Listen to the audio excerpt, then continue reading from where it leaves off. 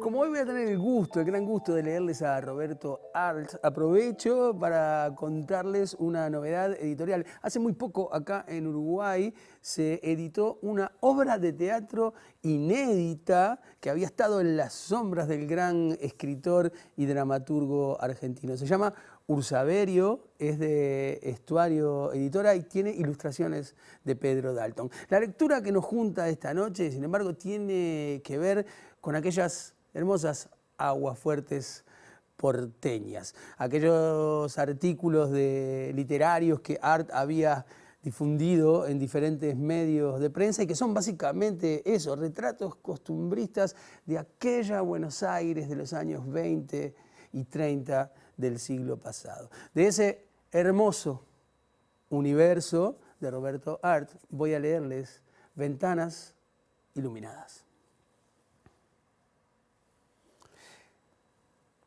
La otra noche me decía el amigo Filbert, que es el coleccionista de las historias más raras que conozco: usted no se ha fijado, me decía, en las ventanas iluminadas a las 3 de la mañana. Allí tiene argumento para una nota curiosa.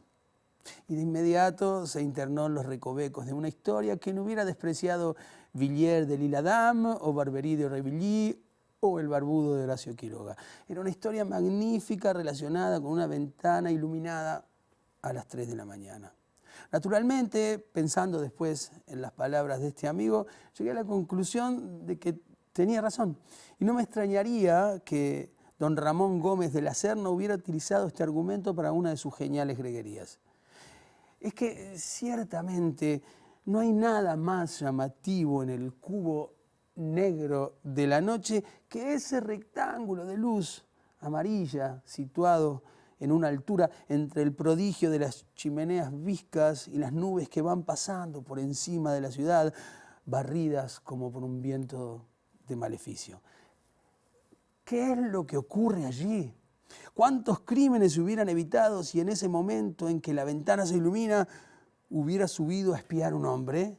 ¿Quiénes están allí adentro? ¿Jugadores, ladrones, suicidas, enfermos? ¿Nace o muere alguien en ese lugar?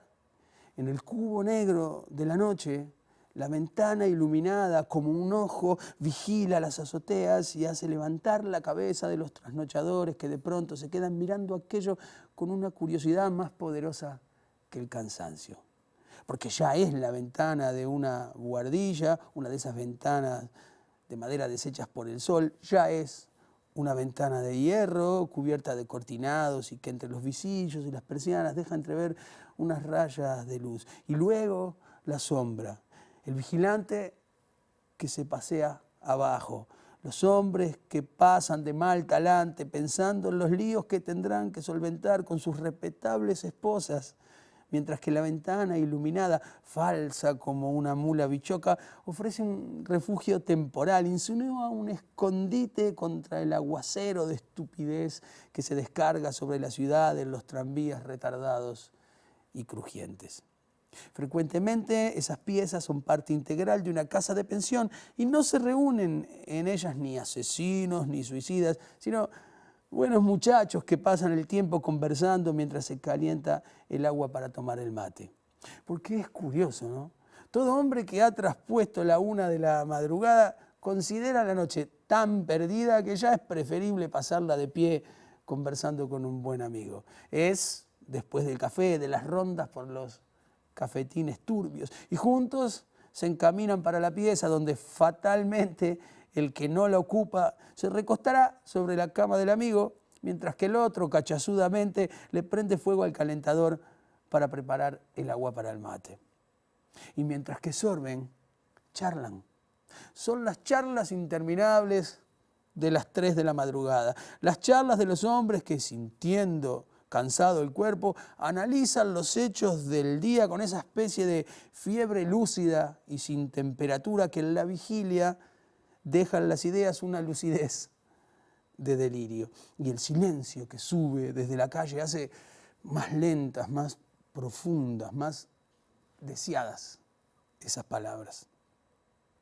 Esa es la ventana cordial que desde la calle mira a la gente de la esquina sabiendo que los que lo ocupan son dos estudiantes eternos resolviendo un problema de metafísica del amor o recordando en confidencia hechos que no se pueden embuchar toda la noche. Hay otra ventana que es tan cordial como esta y es la ventana del paisaje del bar tirolés. En todos los bares, imitación Múnich, un pintor humorista y genial, ha pintado unas escenas de burgos tiroleses o suizos. En todas estas escenas aparecen ciudades con tejados y torres y vigas, con calles torcidas, con faroles cuyos pedestales se retuercen como una culebra y abrazados a ellos, fantásticos tudescos con medias verdes de turistas y un sombrerito jovial con la indispensable pluma.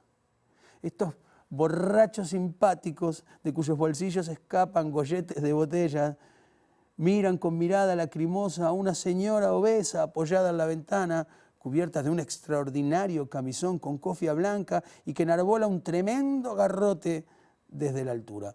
La obesa señora de la ventana de las 3 de la madrugada tiene el semblante de un carnicero, mientras que su cónyuge, con las piernas de alambre retorcido en torno del farol, trata de dulcificar a la poco amable Frau. Pero la Frau es inexorable como un beduino. Le dará una paliza a su marido. La ventana triste de las 3 de la madrugada es la ventana del pobre. La ventana de esos conventillos de 3 pisos, que de pronto, al iluminarse bruscamente, lanza su resplandor en la noche como un quejido de angustia, un llamado de socorro.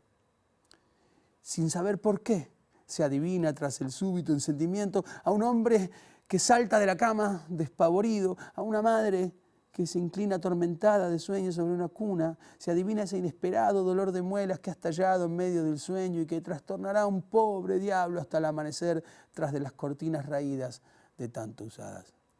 Ventana iluminada de las 3 de la madrugada. Si se pudiera escribir todo lo que se oculta tras de tus vidrios biselados o rotos, se escribiría el más angustioso poema que conoce la humanidad. Inventores, rateros, poetas, jugadores, moribundos, triunfadores que no pueden dormir de la alegría. Cada ventana iluminada en la noche crecida es una historia que aún no se ha escrito.